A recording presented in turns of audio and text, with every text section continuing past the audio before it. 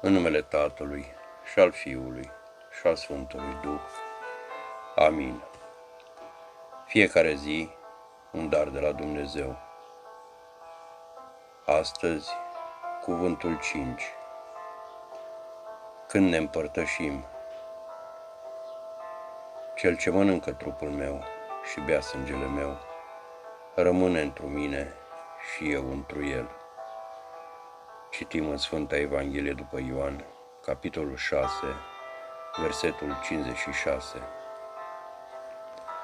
În taina Euharistiei, Hristos se află întreg. Atunci când, cu inimă înfrântă, vă apropiați de această mare taină, însuși Hristos stă în chip nevăzut înaintea voastră. În clipa aceea, El e mai apropiat de voi și mai strâns legat de voi decât cei care vă înconjoară în chip văzut. Și în Hristos, deși suntem încă niște pribegi acoperiți de colbul pământului, ne apropiem de Ierusalimul cel ceresc și de duhurile drepților, celor desăvârșiți.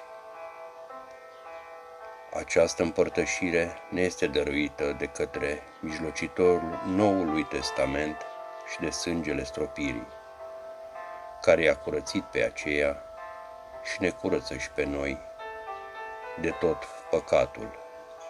Citim în Epistola către Evrei a Sfântului Apostol Pavel, capitolul 12, versetul 22 până la versetul 24.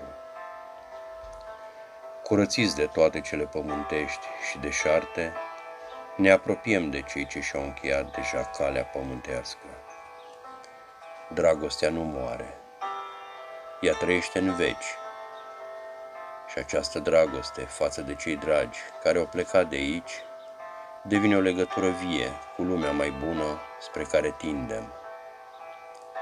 Multe dintre cele ce privesc lumea de dincolo de mormânt rămân ascunse de noi, dar mai puternică decât orice dovadă materială trăiește în suflet convingerea nemuririi, care ne dă puterea să îndurăm despărțirea de cei morți, nădăjduind în neîndoielnica revedere dincolo de mormânt și în veșnica reunire. Amin.